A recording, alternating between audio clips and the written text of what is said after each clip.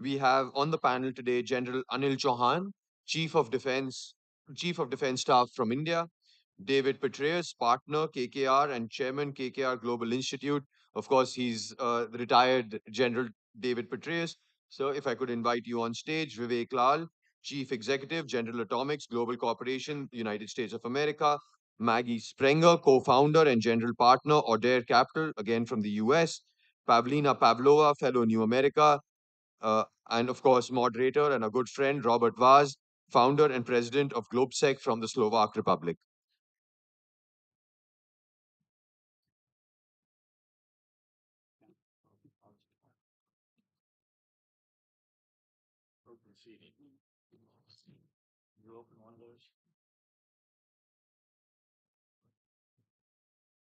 Robert, over to you. Thank you very much. Good morning, everyone.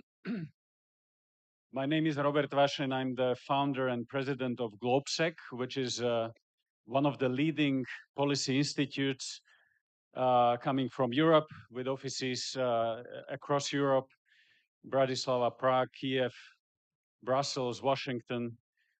And I have a great pleasure to welcome all of you here, because we have a great panel with the topic Versus and Wars, Navigating Hybrid Theaters. And we have a very high-level panel here, and I'm glad that here among the speakers we have General Anil Chauhan, who is the Chief of Defense Staff of India, four-star general. Welcome. General David Petraeus, former director of CIA. He was the commander of ISAF. Today, he's the partner of KKR Group and chairman of the Global Institute, KKR Global Institute. Vivek Lal, who is Chief Executive General Atomics Global Corporation. Pavlina Pavlova, fellow New America. And Maggie Spencer, co-founder and general partner at Oder Capital.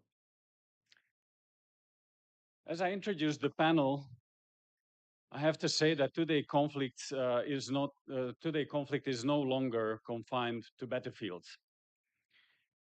It is unfolding across cyberspace, financial markets, information ecosystem, affecting our critical infrastructure, our democracies, basically our everyday life. Warfare has been always about the technological edge, but today it is also about the speed and who can adapt the fastest, integrate new technologies effectively, and anticipate evolving threats in the hybrid landscape. And with the technological advancement, we are talking about not only the technology itself, but speed.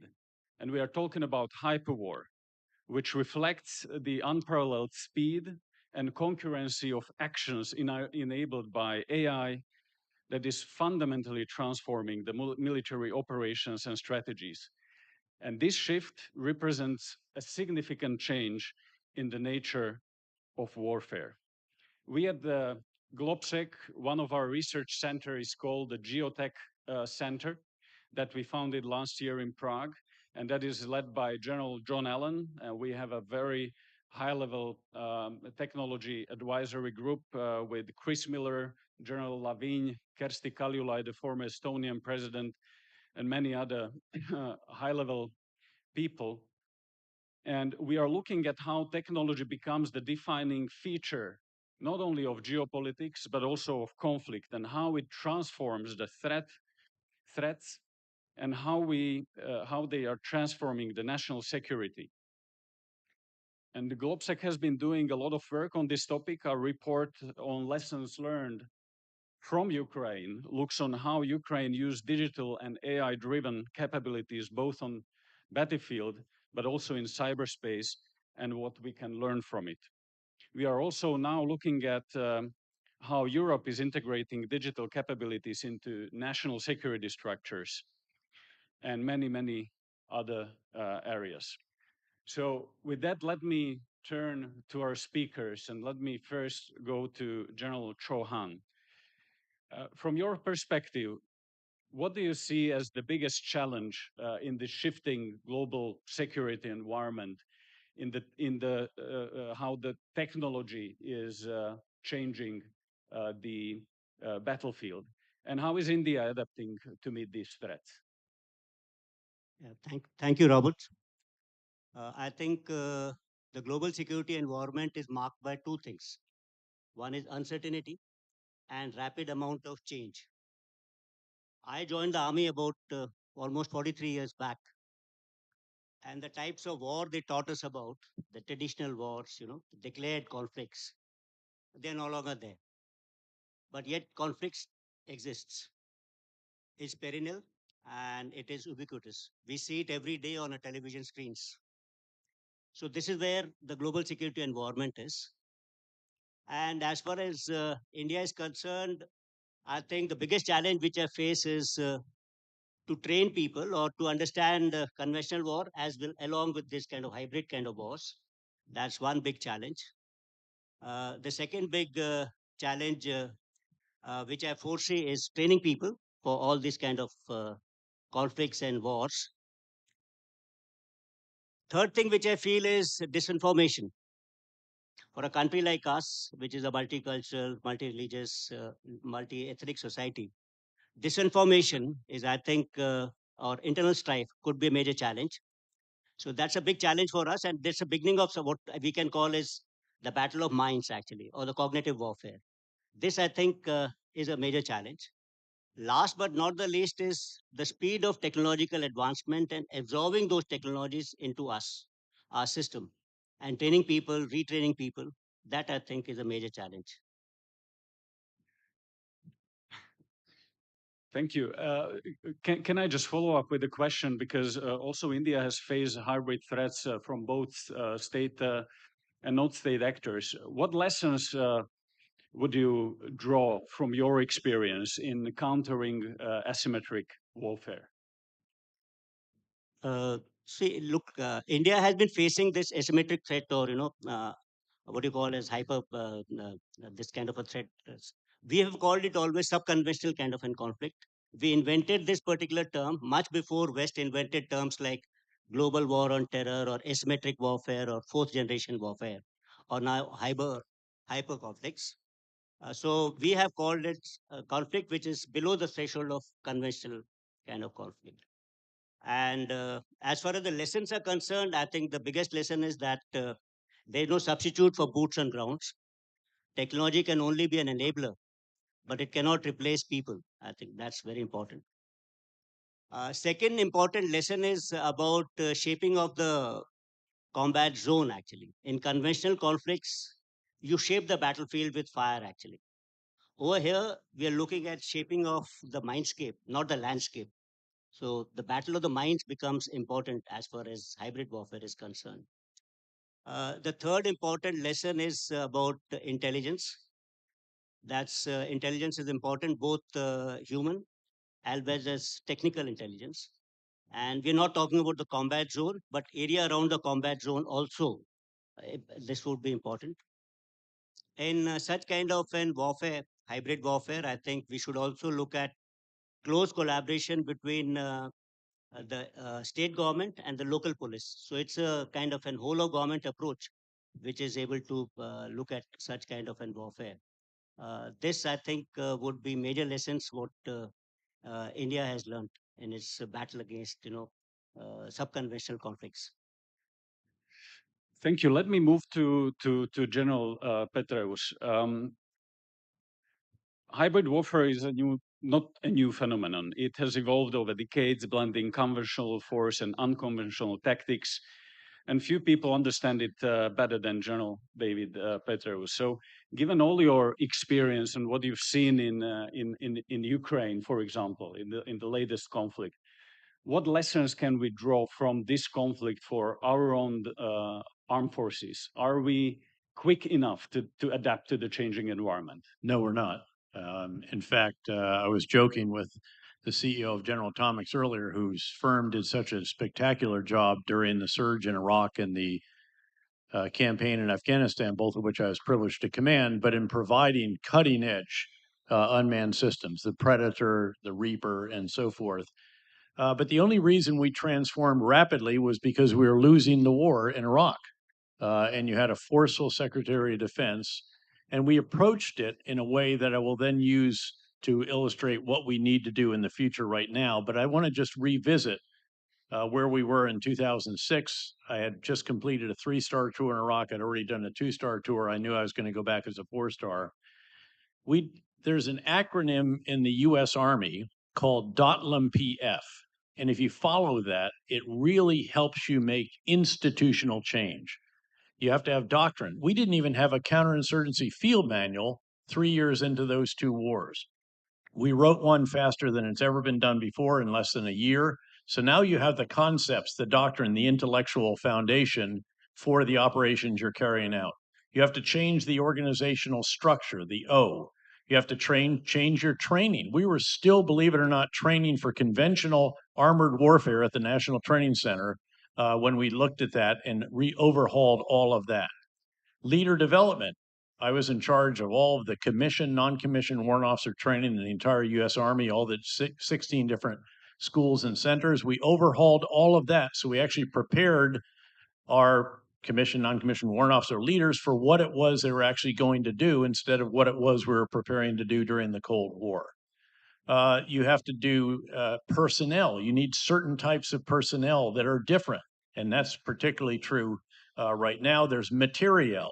So again, DOTLM, M, you have to overhaul. We didn't even have V-shaped hull wheeled vehicles yet, even though improvised explosive devices were blowing the bottoms out of the flat bottoms, and I've been asking for them.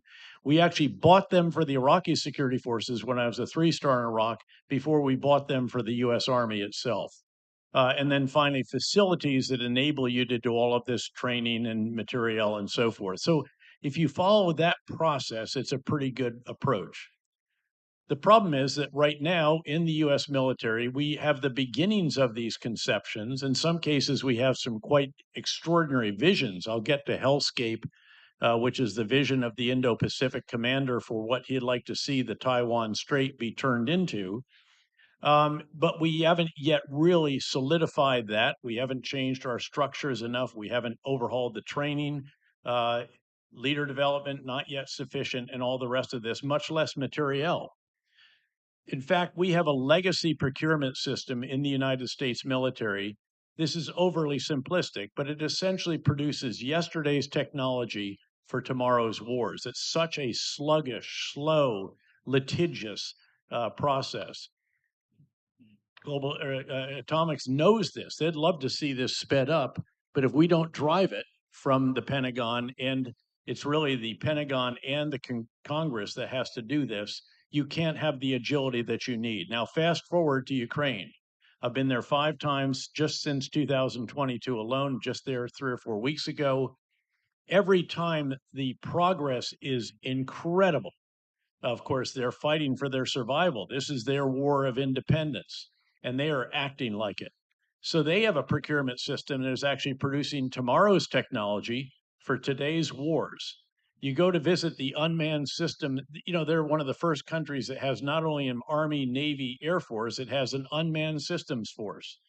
And it's not just aerial systems, which are incredible. They produced 1.5 million unmanned aerial systems last year alone. Their design, their manufacture, and their employment of all different types, everything from thousands of suicide drones that they throw at the Russians on the front lines every day to out and back, get 12, 15 missions before they get shot down, the longer range ones going after the Russian refineries and energy storage locations and so forth.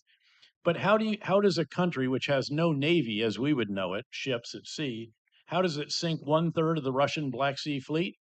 With aerial drones that it designed, manufactured, and employs to find the ships, and their maritime drones that actually sink them.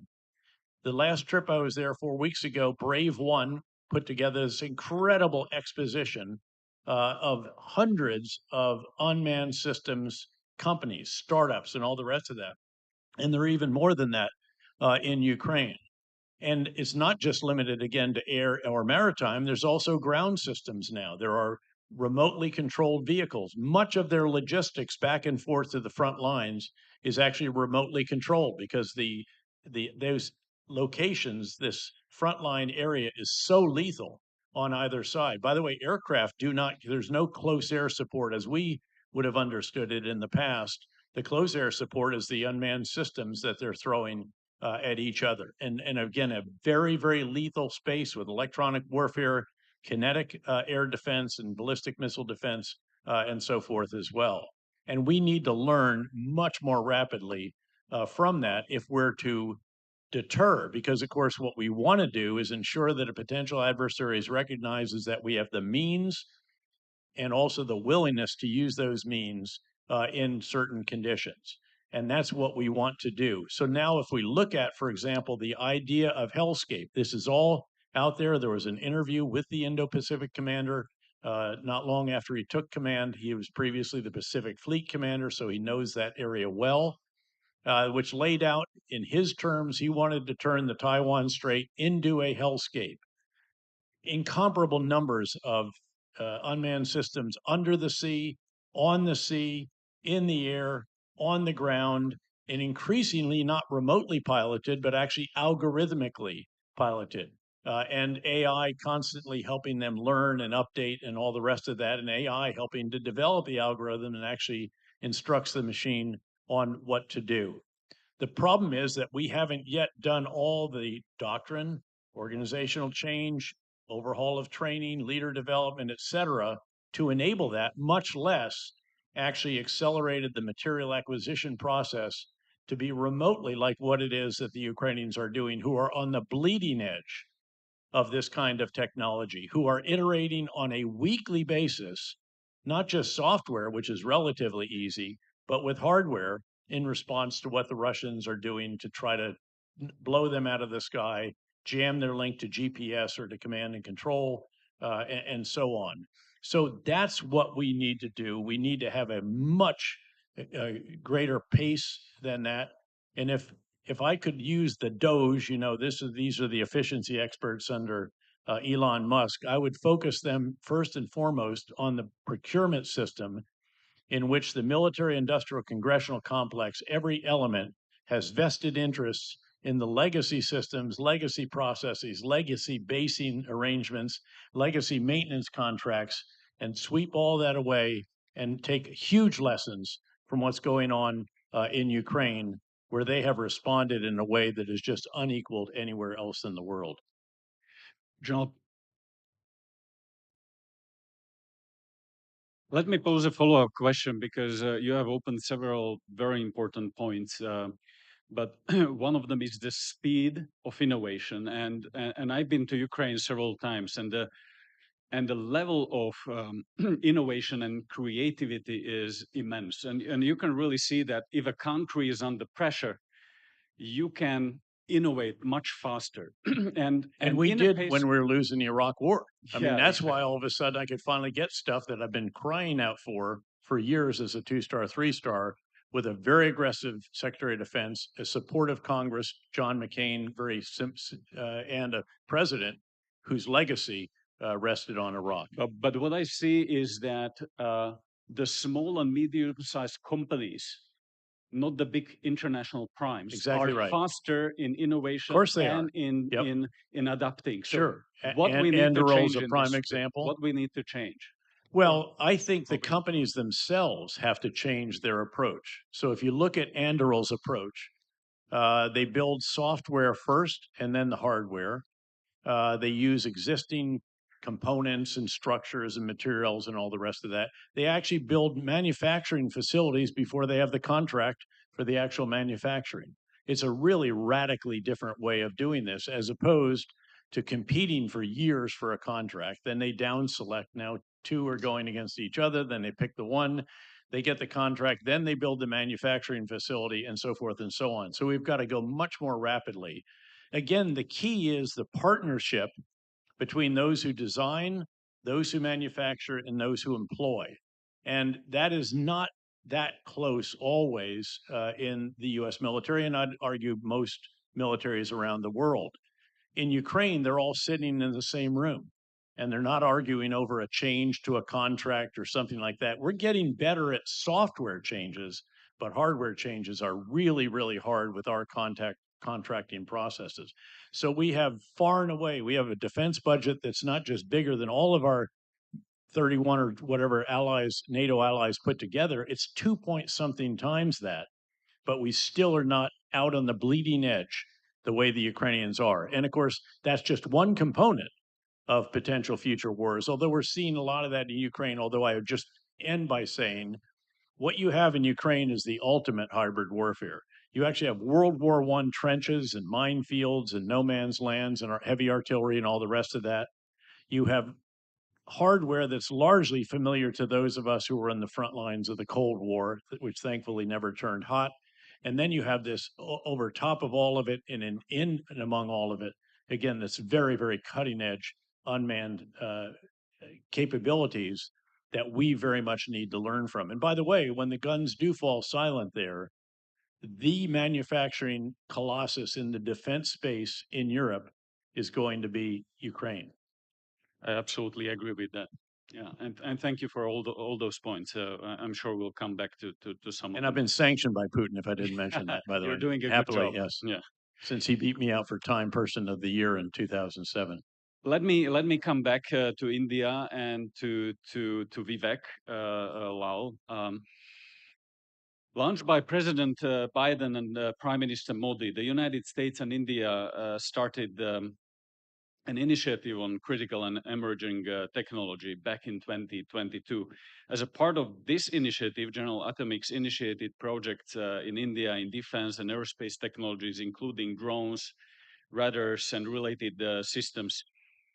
How does this cooperation help India to tackle the hybrid threats, and what do you foresee what kind of challenges in integrating these technologies into existing defense infrastructure?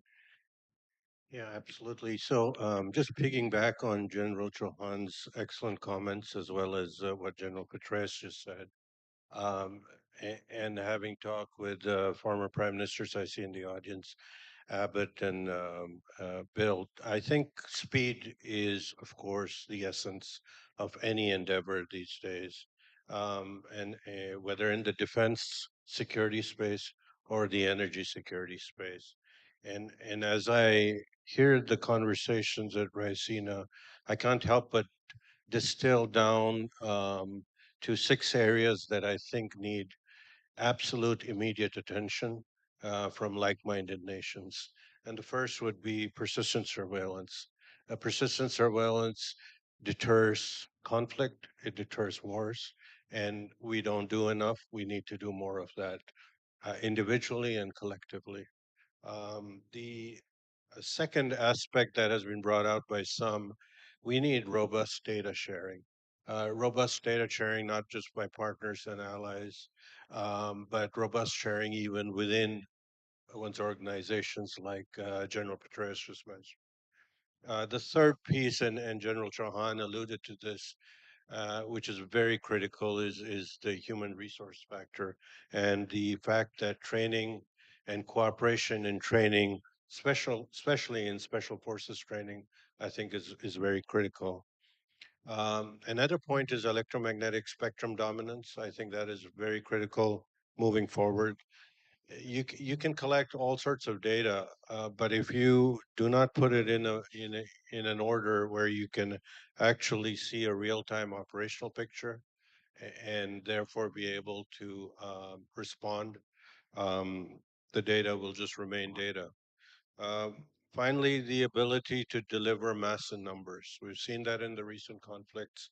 Ability to have loitering munitions in the numbers required, and kind of a wrapper over all this is logistical dominance. That is going to be critical in moving forward. And certainly the US India relationship is, I think, very robust. There's been a lot of great strides made. Indian industry is world class, I think, with not only the large, medium, small, but also the startup community. And we've had great success working together with Indian industry.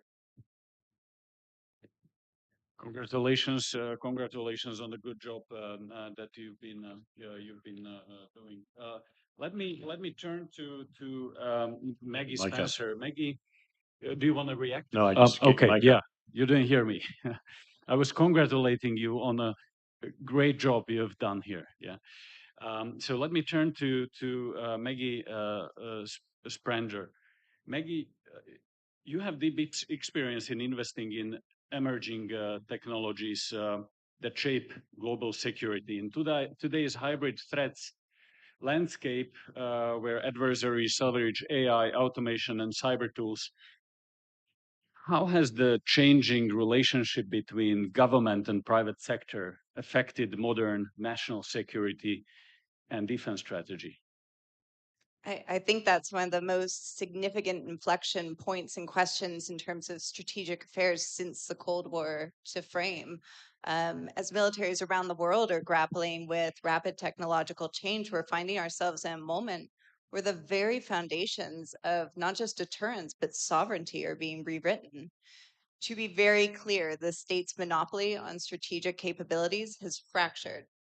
To your point, General, the capabilities that are being produced in Ukraine right now are tethered to a nation state, but for $10,000 and a chip on the shoulder, I think we're going to see these fall into the hands of non-state actors in a way that totally shifts the legacy power structures. The character of competition has changed. Today's threats are persistent, they're multi domain, and they operate below traditional thresholds of armed conflict. Hal Brands actually writes beautifully about this. He talks about deterrence in hybrid warfare facing the fundamental challenge of credibility when dealing with deliberately ambiguous and deniable actions. Traditional deterrence theory just assumes that we have attribution and proportional response capabilities. So, how do we frame how we think about responding to, preventing, providing that incentive to not attack? Our adversaries are exploiting the seams between military and civilian domains, between government agencies, between sovereign states and the private sector. Traditional defense structures, to your point, General, are hierarchical, they're centralized, they're very process heavy, and they're very slow. We measure in the United States our procurement cycles in years, if not decades, whereas technology is iterating in months or weeks. This is a gap that is widening and needs to go in the other direction. Effective deterrence now requires establishing and communicating new thresholds that make it clear to our adversaries the consequence of participating in this gray zone aggression. Without this clarity, we're going to remain vulnerable to precisely the ambiguous actions that our adversaries prefer. This demands a significant mental model shift. The question isn't whether states should reclaim exclusive control over strategic capabilities. That ship has sailed. It's how governments should structure their relationship with the private sector to maintain effective sovereignty in this new paradigm.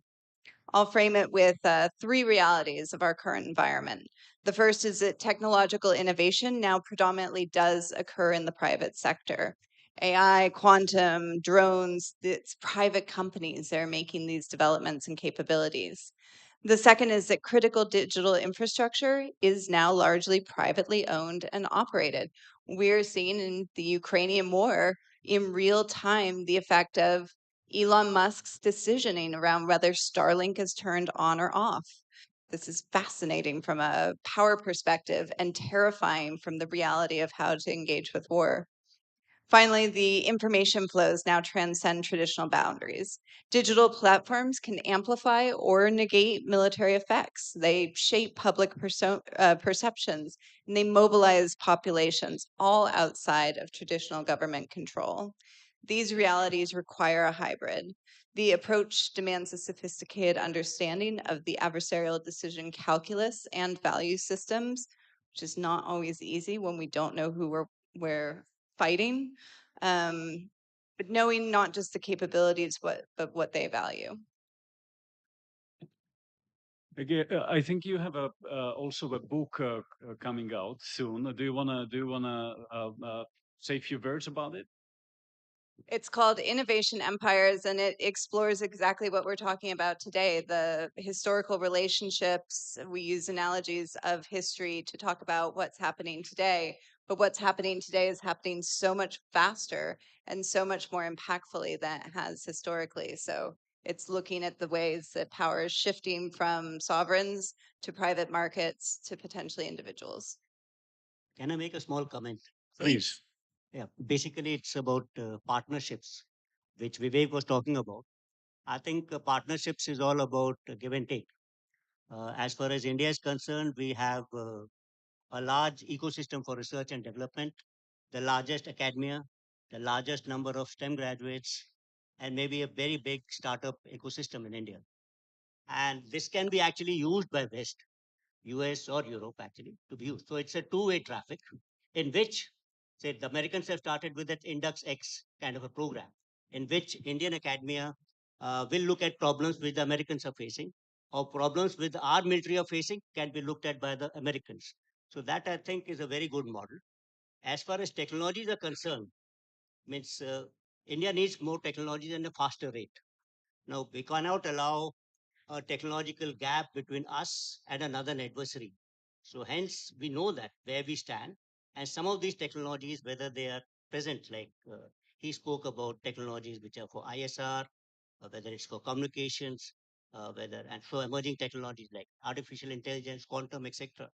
There's a lot actually which countries can do. And over here, I think the geographies are favorable to us in the sense when you look at cyber or space technologies, uh, geography is irrelevant actually. In fact, if you are at the other side of the world and you're of a different time zone, it helps because while one part is sleeping, the other part is awake and looking at those kind of threats. And similarly for space technologies, in fact, distance actually helps actually in space technology. So we are natural partners, and there is a huge base and and some what Jan Petrios spoke about. He spoke about the problems in legacy system continuing and this procurement systems being slow. Means I've resonate. It's absolutely resonates with what's happening in India. Similar, we have problems like our procurement procedures are so slow that it's difficult to imbibe technology at a rate which the armed forces would want. Yeah, very good comment. Let me bring in Pavlina here because I think she brings another angle, vital angle into the conversation as she looks at hybrid warfare and how it is impacting different parts of society. Some of your latest research focused on, for example, the gendered impacts of data weaponization. So how does hybrid warfare uniquely affect different layers of society, and what measures can be implemented to ensure inclusive resilience and the whole of the society resilience against hybrid threats? Thank you, Robert. Yes, so in my research, I focus on cyber operations and how to build resilience. And what I do is to look into the impacts. And we know shockingly little about the impacts of cyber operations. And this is becoming a huge and problematic gap for policymaking, for national security, for resilience strategies, because attacks against, for example, critical infrastructure, and we are speaking about healthcare, we are speaking about energy facilities, water facilities, and humanitarian NGOs, civil society organizations, giving some like vital functions to the society. We know very little. What does it mean? What does it mean when healthcare infrastructure, when a hospital uh, needs to stop operating or is disturbed by a ransomware attack? We know how to measure the leaked data. We know how to measure the financial impact. Do we know how the nurses were impacted? Do we know which diagnoses were most impacted? Do we understand what populations are more reliant on the care? So there is some for that part of critical infrastructure, there is some existing research into crisis and how to build resilience in a crisis, but we still don't know how to effectively adapt it for cyber resilience. And we are still very much lacking the whole awareness about the cycle of these threats and the impact. So this is what my research and work tries to build in this space. And one thing that I looked into with my New America Fellowship was gender. So the factor that you are a woman, or the factor that you have different gender identity, or the factor that you are a man, like how it differently impacts you when your healthcare data is being hacked and leaked. What is the perceived security impact, and what's the real safety and security impact for populations? And why is it becoming increasingly important for cyber policy is that while we see complete negligence on oftentimes in the critical infrastructure operations and how they protect the data, and especially like medical data, which are very interesting for cyber criminals to target. At the same time, we see those ransomware attacks especially becoming way more vicious. So we see not only the financial part, which we are used to. So I target you as a hospital because you have data and I'm going to seek ransom for you and the financial impact. But because these proxies and cyber criminals operate from certain sanctuary countries, they're also in line with their foreign policy. And if they attack the adversarial countries and hospitals in those countries, they will be purposefully leaking those data, and they will be purposefully inflicting harm on the populations just because they can, and just because they try how it impacts the resilience of the country. And it's something like a death by 1,000 cuts. So you go through, you have every single year, you have increasing impact of ransomware attacks, increasing impact of data. And yet, because it's happening in kind of distributed way, it's not yet acknowledged as a huge impact for national security and national security positioning. Thank you. I think all of you have spoken about the fact that today's security is really interconnected. And it's not about only traditional warfare. It's about cyber, about hybrid, about information warfare. And that leads to what I said at the beginning, is the hyper war, which combines the new technologies, the exponential development of new technologies, and at the speed that has been unprecedented, and that brings the technologies that we are using already in our civil life to the battlefield. So that changes completely the nature of the conflict. So with that said, all of you, I think, agree with one thing, is that technologies are critical, and to keep the technological supremacy in the battlefield is absolutely crucial. And here, private sector is the one who drives the change, who drives the innovation. And I think it's absolutely essential that governments and private entities work even closer than ever before, because private sector is a absolutely critical part of our defense, more than ever before. And that's why I think we were used to say that states have hard power, they have soft power, but I think right now they have also what is called the technological power, and that needs to be part of every future thinking of our security and defense. You want to react, and then I would like to open for questions. So if you have questions, just catch my eye. Yeah. Look, I think we've always had all of these elements have been part of this. I can assure you again that when I was privileged to command two different wars, that I wasn't just thinking about security. Security is the foundation. Without it, you can't do anything else. As was famously said in Vietnam by one of the iconic figures of that war, security may be 10% of the problem or 90% of the problem, whatever it is, it's the first 10% or the first 90%. But then you solidify security by what you do in all the other realms. And it includes all of it. I had actually two advertising agencies working for me. One is actually sort of a political campaign organization. The other was more of a media monitoring. And that was before you had the explosion of social media and all of the other new digital tools that are out there. We had all the economic tools. We rebuilt the entire oil infrastructure of Iraq. I monitored how many barrels were produced and how many were exported. We got all the electrical grid going again, the towers back up. We monitored the megawatts put on the grid. All of this has always been part of this. The difference is the speed, as you note. And again, that speed is about to take another step change because of artificial intelligence and what that enables you to do. And you're going to increasingly be having artificial intelligence enabled unmanned systems fighting other artificial intelligence, and not just again in the physical space, but also in cyberspace, the informational space, again, economics, diplomacy, and all the rest of that. And the question is, how do you organize all of that? How do you oversee the execution of all of that? If you don't dramatically accelerate the processes that we have, you can't have a National Security Council meeting frequently enough to pull all of that together.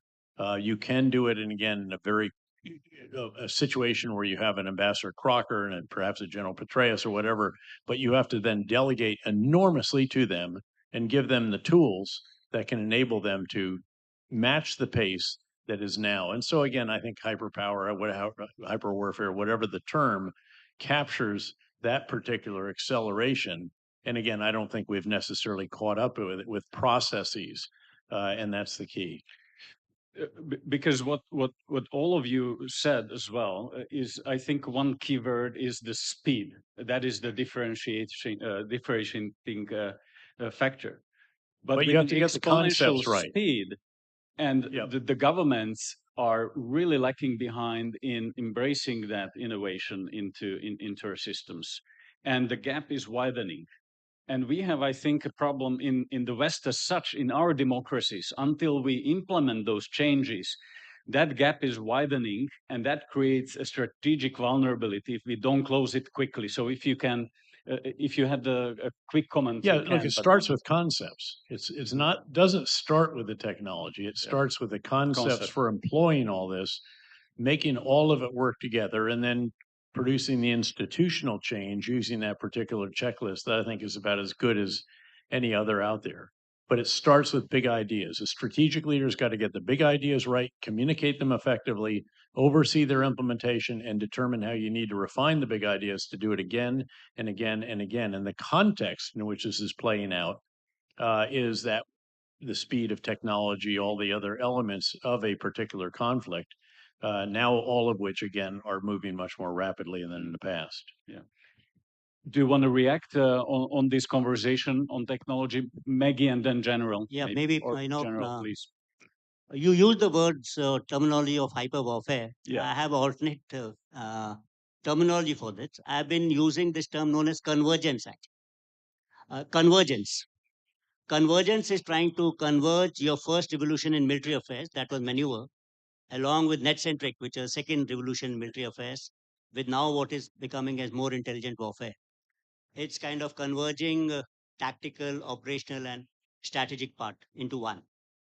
It's kind of converging maritime domain awareness, air domain awareness, underwater domain awareness. It's converging all multi-domain operations as one, which the lady mentioned. You know, not only the three domains, but also cyber and space. But ultimately, all of this, what General Petraeus said, is going to lead to a very intelligent warfare in which you're going to take decisions faster and faster. I think that is going to become very, very important in future. And for this, I think when the war was just physical, I think physical geography was important. Then war became hybrid terrorism, then human geography became important. But today, I think cognitive geography, societies, is becoming equally important, where you have to find out as to where do the societies get their information from? What influences them? How do they take decisions? After all democratic governments like ours are hosted to public opinion. If public opinion can be changed, you can change government decisions very fast without resorting to violence. That's how warfare is changing tomorrow. Yeah, you're right. Maggie, do you you wanted to? I was going to say you've nailed it. We're facing collectively borderless problems, and so we must have borderless solutions, and that's going to demand different types of partnership structures that are going to involve some sort of formal institution But of course, we all know that the work gets done in the quiet rooms away from the crowds. And so there has to be that trusted network for exchange, not just of ideas, but of technology and know how. And General Petraeus, to your point, I think what you're raising is really the big question, which is, can democracies, especially when they aren't yet under direct threat as Ukraine is, can we outperform an authoritarian industrial policy? Vivek, do you wanna answer that question, whether we can outperform? Yeah, in terms of challenges, and that's a very good point. To incorporate advanced technology into existing defense infrastructure, the the challenges are multifold: technically, operationally, financially, and indeed, there's always some resistance to change, and that's a cultural issue. And so, as General Chauhan just very accurately uh, uh, enabled this discussion, is how do you keep pace, incorporate all the latest technologies, but it has to all come into the existing infrastructure that has been built, and then making that really efficient.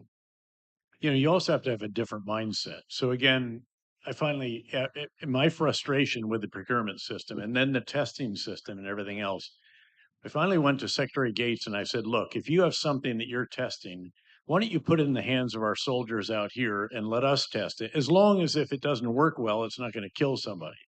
And then let the soldiers figure it out. And if they like it, we'll buy more. If they don't like it, we'll park it in the back of the combat outpost and let it rust. But again, you have to have this kind of approach to life, and that's very different from the normal peacetime situation, unfortunately.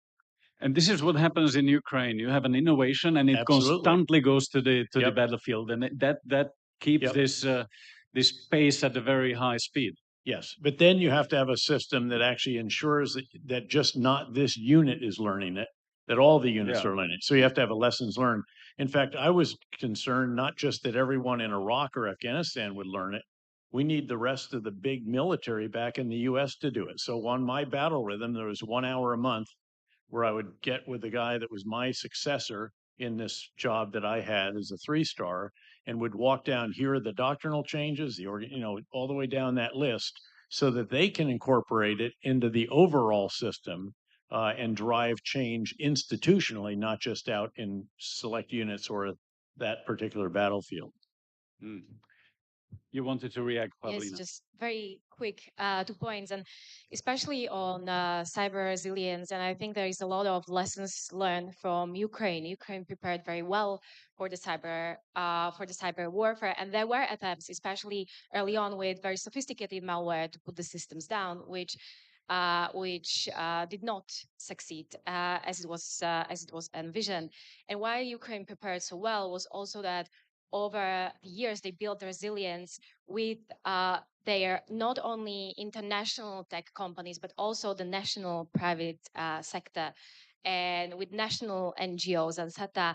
And you have to build that. My second point, you have to build the resilience, especially in cyber, across society, because what we see when someone is targeting, for example, important governmental data, which will be used in military strategies, is that because you cannot enter through, for example, law enforcement or ministries and setup points, you'll go through think tanks, you'll go through civil society organizations who work with these organizations, you'll go through so that's one entry point, how to get the data. So we have to secure also these usually cyber poor organizations across societies and across the ecosystems. And secondly, we see a lot of attacks as the war drags on, which are disturbing critical infrastructure. These are low sophisticated attacks like DDoS attacks, but they decrease the resilience of the population and they tire the population.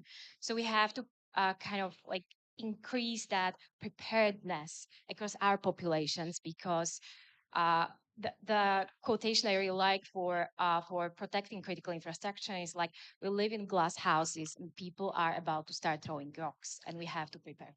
Thank you. And I've seen Shub already signaling me that we are getting to the end. So I really, really would like to give at least few questions to the audience. So let us just very short questions. Let us take two from here and one from the other side. Yeah. Namaste all. My question is to General Anil Chauhan, sir. Sir, apart this side, sir, towards the left. So, apart from wars, when we speak about enhancing resilience amongst India, as an NCC cadet myself, I see National Cadet Corps as one of the important institutions. So, how do you see NCC's future from now, Jayan sir? So let me also take one question from the back and then one question from the right. Thank you so much, Murat, political scientist from Azerbaijan. So my question is about the implications of changes of warfare, which we're talking about, for global governance. Like we see that the intensity and of war and the vehemence of it have greatly increased. I mean, not only in Ukraine, we can see it from Gaza, from Sudan, Yemen, many other places. So what do you think it means for the global governance? And what can the major states do to alleviate the impact of it of human life in general? Thank you. Good morning. Good morning. Thank you. Yeah. Yes. Good morning and Jai Hind to the panel. My question is to General Chauhan, sir. So you have been very vocal about AI, quantum, data, and valor needs to be integrated with the technology. In terms of 2025 being the year of defense reforms, and in terms of hybrid warfare, how are armed forces advancing on network-centric to data-centric warfare, UAS doctrinal classification, which you've mentioned a lot in the past, and AI driven decision making for upcoming Joint Theater Commands, specifically as India is taking a bottoms up approach and consensus approach for theater commands. Thank you and Jai Hind. Yeah, all good questions. So let us, and we have, we have only less than 1 minute, Shub. So I think we can have a little bit more. So let me very quickly start by you, General. And That's then first to that lady who's been associated with the NCC. The wars are not fought by armed forces alone. Nations fight wars. And NCC actually prepares a national base amongst the people of the country, populace of the country, to train them during war and crisis. So I think NCC will always find a place in our national security architecture. And that's why NCC as organization is placed under the Ministry of Defense. There was a second question over here, which a gentleman wanted to know. How are we transiting from net-centric to data-centric? Yeah, data-centric kind of warfare. Thank you. In fact, during the Aero India, I think Honorable Raksha Mantri had released a particular document, which was an unclassified version of multi-domain operations in net-centric warfare. That particular document lays down a roadmap to graduate towards data-centric kind of capabilities, which compasses not one, but many kind of fields together. And basically, essentially, this is what we feel, or I feel, where warfare is progressing towards. And we want to be in line with the advanced militaries when this particular revolution in military affair comes about. thank you. Vivek, do you want to pick up on some of the questions now? Maggie? Very briefly to your point in the back, we're moving from a world that had a military alliance that I think will be upended. And it's been the defining mindset and really the dictum for how we had structured international relationships. And I think those power structures are going to change tremendously. And maybe it's not a bad thing where world order or rules are moving away from the nations that have held the largest militaries toward ones that are perhaps more innovative. Thank you. General or Pavlina, do you want to pick up on some of the questions? I may just add on the alliances. Just very shortly. Very because- shortly. Very shortly. Working a lot at the UN processes, they are very important for, but at the same time, they are very limited because you need to build consensus to achieve any kind of meaningful framework. So those frameworks which we have are obviously not enough to keep us away from attacks and from cyber attacks and hybrid warfare. What is very important and why the coalitions is that accountability, especially in cyberspace, is built through coalitions of willing countries. And we are about to witness shifts in those coalitions, which were driving the little accountability that there is.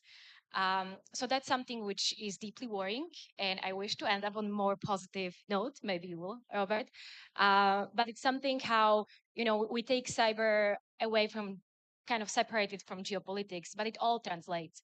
So what we are seeing in foreign relations, what we are seeing in coalitions among the countries, we'll even more see in the cyber warfare. And I wish the coalitions of the willing countries driving accountability and rules-based order were getting stronger and not weaker. General, last words. And Well, I short just think question. we need to recognize the new realities, the new dynamics, new technologies much more clearly than we do, and then transform our forces and processes much, much more rapidly than we have been in the past. So with that said, thank you very much for a very interesting conversation. I think we would need more time. If I have two outcomes out of this conversation, that one would be that the private sector plays a tremendously important role in the defense and security of our countries. And I think there need to be at the table, not as a transactional relationship, but as a partnership relationship for the future. And second takeaway is the speed.